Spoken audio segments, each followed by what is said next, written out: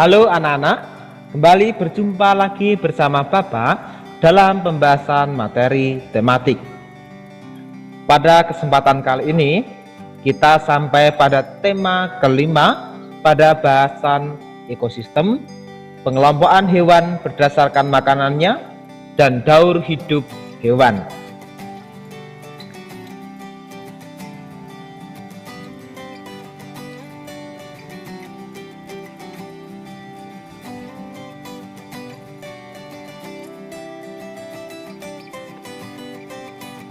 Ya, apa itu ekosistem?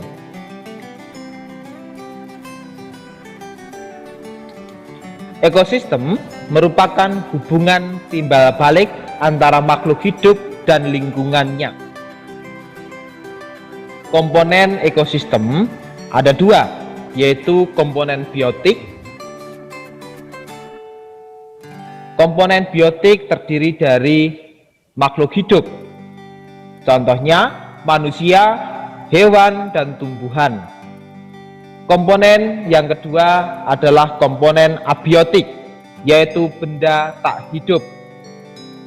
Contoh dari komponen abiotik ada tanah, udara, air, cahaya, matahari, dan suhu. Antara komponen biotik dan komponen abiotik ini saling terjadi interaksi atau hubungan timbal balik sehingga membentuk satu ekosistem.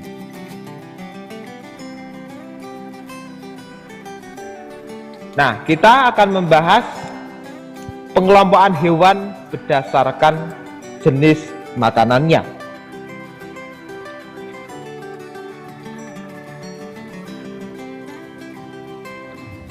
Yang pertama adalah hewan herbivora. Hewan herbivora merupakan jenis hewan pemakan tumbuhan. Contoh hewannya ada badak, kuda, gajah, kambing, dan sapi. Ciri-ciri hewan herbivora yaitu susunan gigi terdiri atas gigi seri dan gigi geraham yang lebar dan kuat. Kelompok hewan herbivora tidak memiliki gigi taring. Seperti gambar yang kalian lihat, ini adalah contoh-contoh hewan herbivora.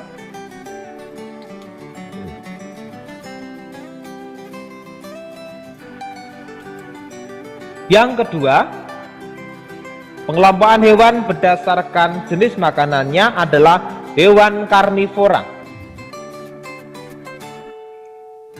Hewan karnivora merupakan kelompok hewan pemakan daging. Contoh hewannya adalah kucing, harimau, macan tutul, buaya, dan burung elang. Ciri-cirinya, hewan karnivora memiliki gigi taring atau paruh yang tajam dan kuat untuk mencabik dan merobek daging mangsanya.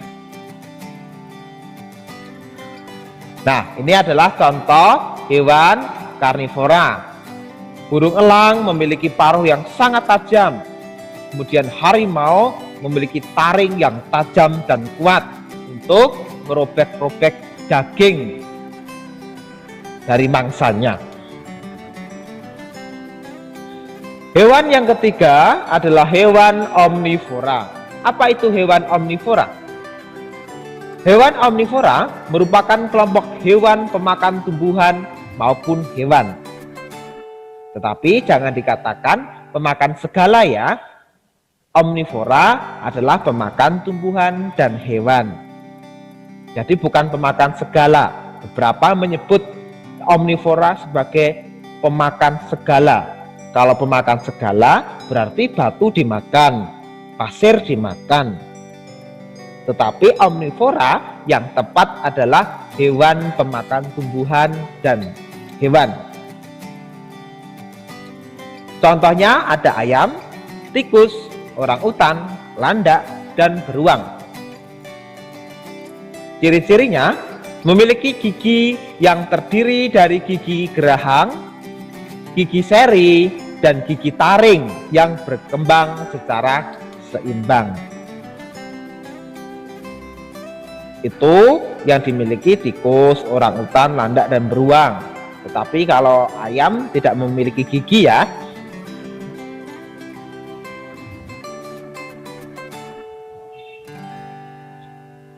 Hewan yang keempat ya, berdasarkan jenis makanannya dikelompokkan ada hewan insektivora. Apa itu insektivora? Yaitu kelompok hewan pemakan serangga. Contoh hewannya adalah cecak, katak, terenggiling, dan bunglon. Ciri-ciri dari insektivora memiliki struktur tambahan berupa lidah yang panjang dan lengket untuk memangsa atau untuk menangkap mangsanya. Itu contohnya ada terenggiling, ya ini terenggiling yang di atas, kemudian di bawah ada cicak, ini pemakan serangga. Anak-anak, kita beranjak ke pembahasan daur hidup hewan.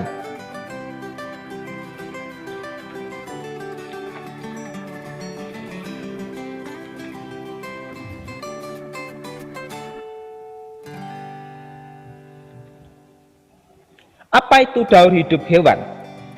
Daur hidup adalah suatu proses perubahan dalam pertumbuhan dan perkembangan yang dialami hewan sepanjang hidupnya.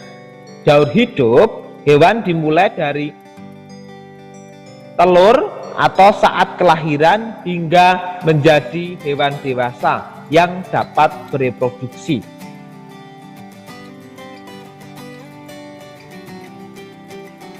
Berdasarkan perubahan bentuk hewan, daur hidup hewan dibedakan menjadi hewan bermetamorfosis dan hewan tidak bermetamorfosis.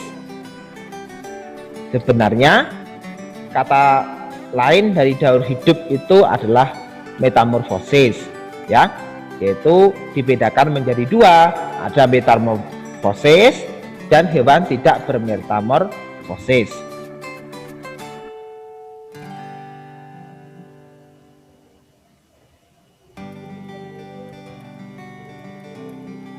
Nah, sekarang kita membahas hewan yang bermetamorfosis. Metamorfosis berarti perubahan bentuk tubuh hewan. Bentuk hewan muda sangat berbeda dengan hewan dewasanya. Itu adalah metamorfosis. Ada dua macam metamorfosis, yaitu metamorfosis sempurna dan metamorfosis tidak sempurna. Metamorfosis sempurna. Metamorfosis sempurna adalah perkembangan hewan yang mengalami perubahan bentuk yang sangat berbeda pada setiap tahapnya, sehingga bentuk hewan yang baru lahir sangat berbeda dengan bentuk hewan dewasa. Itu metamorfosis sempurna. Jadi, setiap tahap dalam perkembangan hewan tersebut ada perubahan-perubahannya. Sehingga antara hewan yang baru menetas dengan induknya itu ada perbedaan bentuk, sehingga semakin dewasa baru akan semakin menyerupai induknya. Secara garis besar, tahapan perkembangan metamorfosis sempurna adalah telur, larva, kemudian akan berubah menjadi pupa atau nimfa, kemudian ke imago atau hewan dewasa. Imago itu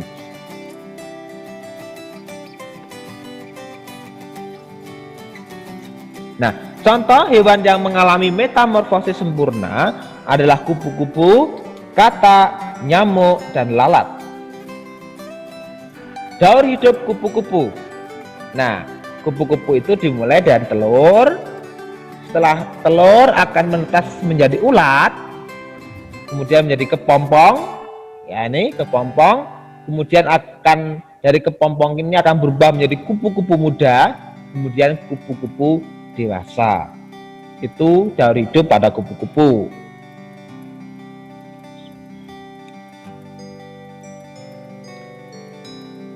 Kemudian contoh kedua, daur hidup katak.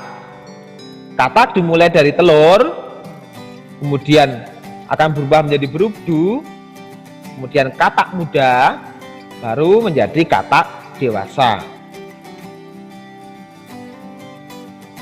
Sekarang daur hidup nyamuk.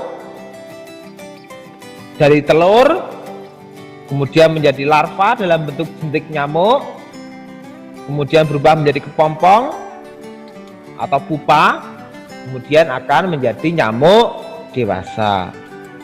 Itu contoh hewan yang mengalami metamorfosis sempurna. Jadi setiap tahapannya memiliki ciri khas masing-masing. Sekarang kita ke metamorfosis tidak sempurna. Apa ciri-ciri metamorfosis tidak sempurna?